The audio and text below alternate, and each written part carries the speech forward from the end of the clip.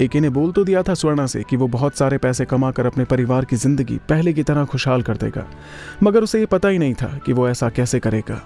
घर आते हुए स्वर्णा ने भी उससे यही सवाल पूछा, एके आखिर बुक स्टोर तो हमारे पास है ही नहीं, और मैं जहाँ काम करती हूँ वहाँ मुझे इतनी सैलरी नहीं मिलती जिससे कि मैं हमारी ज़िंदगी को पहले की तरह कर पाऊँ। पहले की तरह ज़िंदगी जीने की बातें करना और उसे सच करना, ये दोनों अलग अलग बातें होती हैं, मगर हमें कुछ तो करना होगा, वरना आते जाते लोग हमें ऐसे ही ताना मार मार के हमारी ज़िंदगी ऐसे ही हराम करते रहेंगे। एक ही कुछ देर तक गुमसुम सा स्वर्णा के साथ चलता रहा और उसके दिमाग में एक ही बात घूम रही थी, काश ऐसा होता कि उस दिव्य दुनिया की जितनी भी शक्तियाँ थी मुझे वापस याद आ जाती और मैं उनका इस्तेमाल करके अपनी दुकान भी छुड़वा लेता और यहाँ एक अच्छी ज़िंदगी बसर कर सकता अपने इस छोटे से परिवार के साथ। ये सोचते हुए वो अपने दिमाग पर जोर डाल रहा था कि शायद उसे कुछ याद आ जाए, मगर ऐसा कुछ नहीं हुआ। फिर उसके दिमाग में एक बात सूझी। उस बूढ़े सलाहकार ने उससे कहा था उसे यहाँ से उसकी सारी शारीरिक शक्तियाँ छोड़कर जानी होंगी। इसका मतलब ये था कि उसके मस्तिष्क में जितनी भी विद्या थी वो अभी भी वही है, जिसे अगर दोबारा याद करने की कोशिश की जाए तो उसे याद आने की संभावना है। एके ने वहां रहकर दूसरे लोगों का भविष्य, भूत और वर्तमान जानने की विद्या भी हासिल की थी। अब बस एके को इस विद्या का प्रयोग करके देखना था कि यह विद्या अभी तक काम कर रही है या नहीं। इसलिए उसने वहां सड़क पर आते जाते लोगों की तरफ देखना शुरू किया और इस वक्त वो ये कोशिश कर रहा था कि वो उनके साथ होने वाली घटनाओं का सही अंदाजा लगा ले। उसने सामने से आते एक अधेड़ उम्र के आदमी को देखा और कोशिश की कि उसके साथ होने वाली चीज़ों का पता लगा ले, और फिर उसने आंखें बंद करके देखा तो उसे दिखाई दिया कि वो बूढ़ा आदमी आगे जाकर किसी से ठोकर खाएगा और सड़क पर धड़ाम से गिर जाएगा। अब बस उसे इंतजार था ये देखने का कि उसकी विद्या सही काम कर रही है या नहीं। और थोड़ी देर में वो आदमी सड़क पर चलते हुए अपने सामने से आती एक साइकिल से टकरा गया और सड़क पर गिर गया। उसे देखकर एके बहुत खुश हुआ। स्वर्णा को ये देखकर बड़ा अजीब लग रहा था और वो एके का हाथ पकड़कर दबाते हुए बोली, ऐसे किसी के गिरने पर हंसते नहीं है एके। मगर एके की खुशी का कारण तो कुछ और ही था। उसने स्वर्णा को घर जाते हुए कहा, स्वर्णा मुझे समझ आ गया कि अब मुझे क्या करना है और हमारे पास पैसे कहाँ से आएंगे, मगर अभी फ़िलहाल घर चलो, मैं तुम्हें घर चलकर आराम से बताता हूँ कि हमें करना क्या है। थोड़ी देर में स्वर्णा और एके दोनों घर पहुँच गए थे और दरवाज़ा खोलते ही उन्होंने देखा कि उनकी बेटी बहुत ही बेसब्री से उनका इंतजार कर रही है। काव्या ने जैसे ही एके के हाथ में लॉलीपॉप देखा तो वो खुशी से दौड़ते हुए उसके पास गई और बोली, यूहू, पापा मेरे लिए चॉकलेट लेकर आए।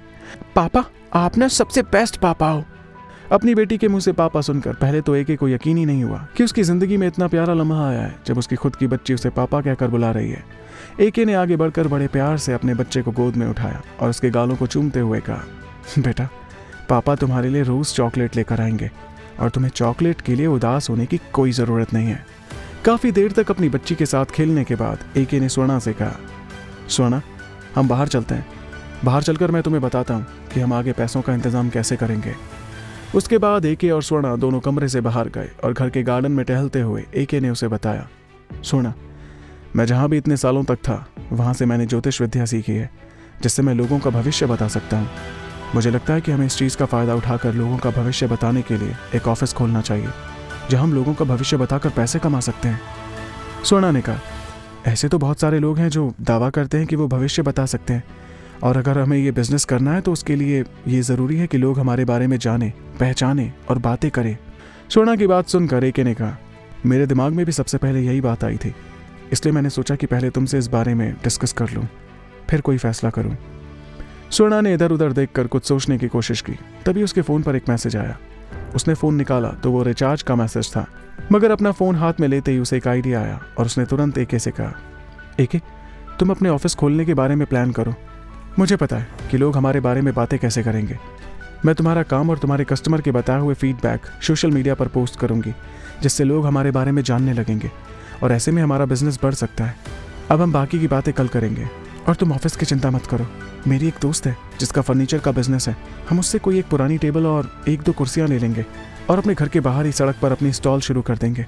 अब जल्दी चलो, हमें खाना बनाने की तैयारी भी करनी है क्योंकि आज तो संडे था, मगर कल सोमवार है और मुझे काव्या को स्कूल भी तो भेजना है।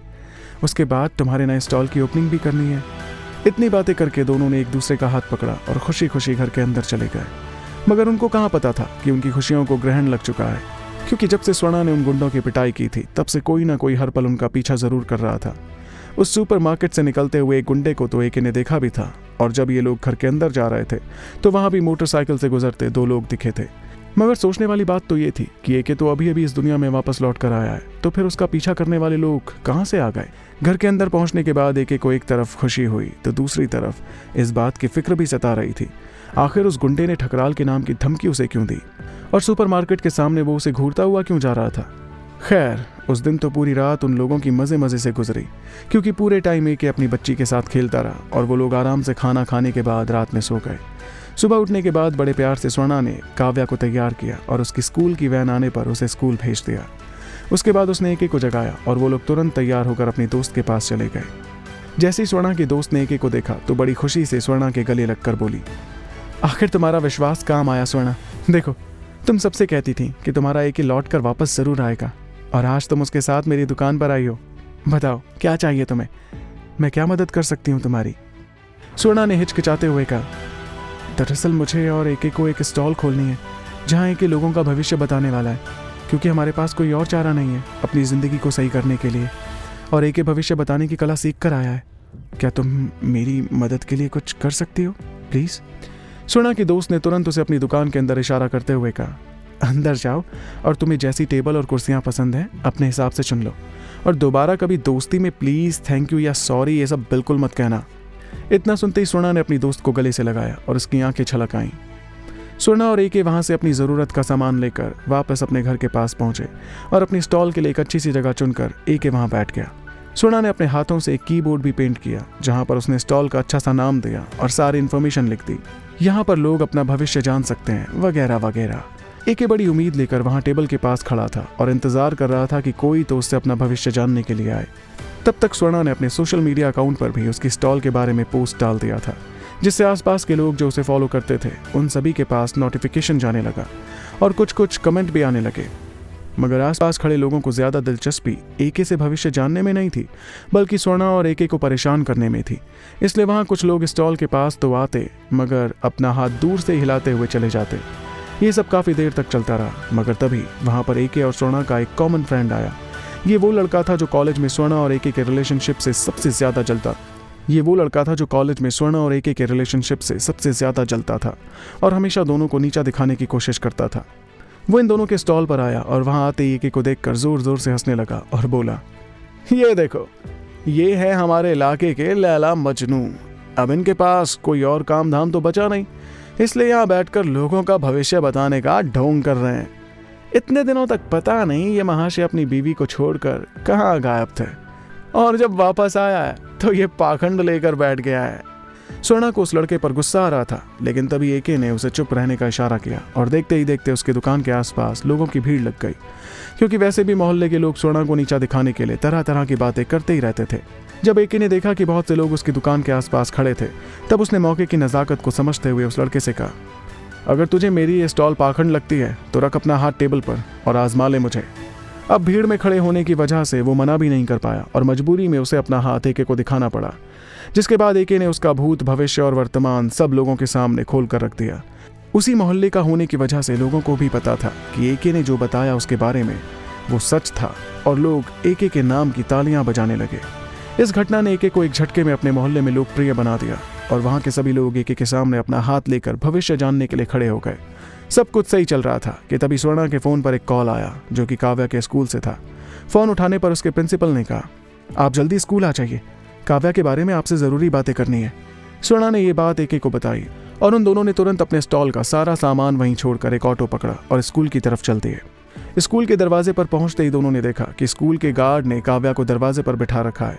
वहां जाकर स्वर्णा और एके ने चिल्लाते हुए कहा, आखिर यहाँ पर क्यों बैठाया आपने मेरे बच्चे को, स्कूल में क्यों नहीं जाने दिया इसे। इतना सुनते ही गार्ड ने कहा, ठकराल साहब के लोग आए थे और बोल रहे थे कि जब तक आप उनके सारे पैसे नहीं लौटा देते तब तक आपकी बच्ची स्कूल नहीं जा सकती है।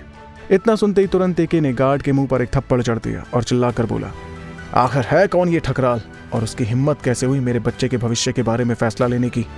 तभी वहां कुछ गुंडे पहुंचे और उन्होंने सबको घेर कर कहा, लगता है तुझे बहुत जल्दी है ठकराल साहब से मिलने की, तुझे अभी लेकर चलते हैं, चल हमारे साथ। मगर एके वहां से हिलने को तैयार ही नहीं था और उसका कॉलर पकड़े हुए गुंडे को एक जोरदार घूसा मुंह पर जड़ते हुए दूर उछाल दिया। इतने में कुछ लोग उन दोनों को पकड़ने लगे, मगर तभी एके ने वहां पड़े एक डंडे को अपने हाथ से कसकर पकड़ लिया और चारों तरफ उसे घुमाते हुए उन गुंडों से कहा, दूर हो जाओ यहाँ से, और किसी के पास आने की कोशिश की तो उसकी जान ले लूंगा मैं। मगर तभी उनमें से एक ने अपनी जेब से बंदूक निकाली और एके पर गोली चलानी चाहिए। तभी स्वर्णा उसके आगे आकर खड़ी हो गई और गोली सीधा उसके पेट में लग गई। गोली लगते ही स्वर्णा जमीन पर गिर कर कराने लगी और जिसने वो गोली मारी थी उसने हंसते हुए कहा, ठकराल साहब, लगता है आज ही इसकी जिंदगी का आखिरी दिन था और साथ साथ इसके आशिक एके का भी आखिरी दिन होने वाला है। तभी पीछे से एक भारी भरकम आवाज आई, अबे लड़की को तो तुम लोगों ने मार दिया, मगर लड़के को मैं अपने हाथ से उसके सिर पर गोली मारूंगा। लाओ बंदूक मुझे दो। ठकराल दरअसल उस शहर का नामी गुंडा था और बहुत बड़ा व्यापारी भी था, जिससे पूरा शहर थर थर कांपता था। काव्या के स्कूल में दाखिले के लिए स्वर्णा ने उससे पैसे लिए थे, इसलिए ये गुंडे उसके पीछे पड़े थे। ठकराल हाथ में गन लिए जैसे ही एके के पास आया और उसे कॉलर पकड़कर खड़ा किया तो उसके हाथ से गन छूट कर नीचे गिर गई और वो डर से बड़बड़ाने लगा, अबे ये तो टाइगर है। टाइगर, और तुम लोगों ने इसकी गर्लफ्रेंड को मार डाला। अरे टाइगर सर, मुझे माफ कर दीजिए, मुझसे बहुत बड़ी गलती हो गई। इतना बोलकर ठकराल बच्चों की तरह गिड़गिड़ाने लगा। आखिर ठकराल जितना एक बड़ा व्यापारी और नामी गुंडा एके को टाइगर क्यों कह रहा था और वो इतना कैसे डर गया था उससे, और क्या एके बचा पाएगा अपनी स्वर्णा को? कहीं ठकराल को कोई बहुत बड़ी गलतफहमी तो नहीं हो रही थी एके को पहचानने में? आपको क्या लगता है? कमेंट करके मुझे जरूर बताएं और आगे की कहानी जानने के लिए सुनते रहिए इस कहानी को the one and only RJ Rivansh के साथ, सिर्फ पॉकेट एफएम पर।